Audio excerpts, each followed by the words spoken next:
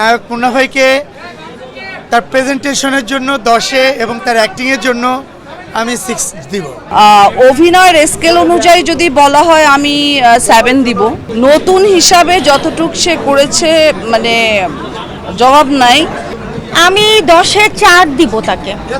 হ্যাঁ, প্রতিটা মানুষই যারা সিনেমাতে আসে অল্প অল্প করে আস্তে আস্তে শিখতে হয়। এটা এমন একটা জায়গা, এই জায়গায় সবাই চাইলেও একবার অনেক কিছু শিখতে পারে না। তাই সেক্ষেত্রে মুন্না ভাই ট্রাই করবে, আমার বিশ্বাস সে যেভাবে লেগে আছে।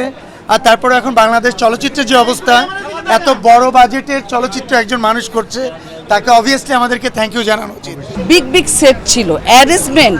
এক কথায় বলবো যে ছবিতে তছনছ ছবির বড় আকর্ষণ হচ্ছে অ্যারেঞ্জমেন্ট। এত বিশাল অ্যারেঞ্জমেন্ট দেওয়া হয়েছে, অকল্পনীয়। এবং ববি অসাধারণ অভিনয় করেছে। মুন্না খান নতুন হিসাবে যতটুকু সে করেছে মানে জবাব নাই।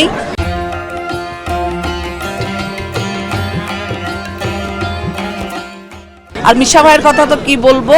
আর টিভি যে আর্টিস্ট দীপা খন্দকার খুবই ভালো করেছে, মায়ের ক্যারেক্টার করেছে। অল ওভার আমি বলবো যে খুবই ভালো করেছে। অভিনয়ের স্কেল অনুযায়ী যদি বলা হয় আমি 7 দিব। হ্যাঁ, 7 দিব। বাট অ্যাজ এ হিরো যদি মার্ক দিতে বলা হয় তাহলে আমি 5 দিব। আচ্ছা, মান্না ভাই হতে গেলে হাইট লাগবে তো অনেক, আরেকটু লম্বা হতে হবে। কেউ কারোর মতো না। মান্না আসলে একদিনে তৈরি হয়নি তো। মান্না ভাই তৈরি হয়েছে তো অনেক ছবির বিনিময়ে।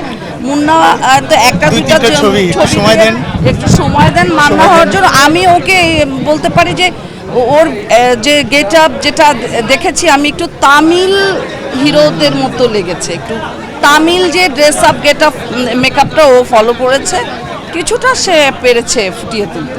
চলচ্চিত্র নির্মাতা যারা আছেন, যারা কমার্শিয়াল ছবি তৈরি করেন, তাদেরকে যদি ভালো বাজেটের ছবি দেওয়া হয় তারা কিন্তু ভালো ছবি বানাতে সক্ষম হয়।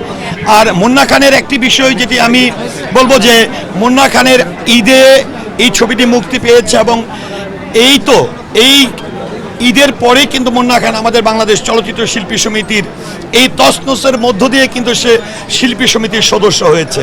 শাকিব খান কিন্তু আজকের শাকিব স্টার যে সেটা কিন্তু আজকে হয়নি।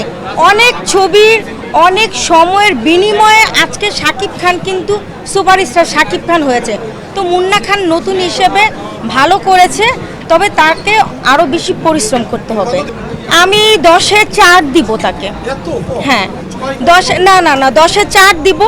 4 এজন্যই দিব যে সে যেন আরও ভালো করতে পারে এই 4টা শোনার পর।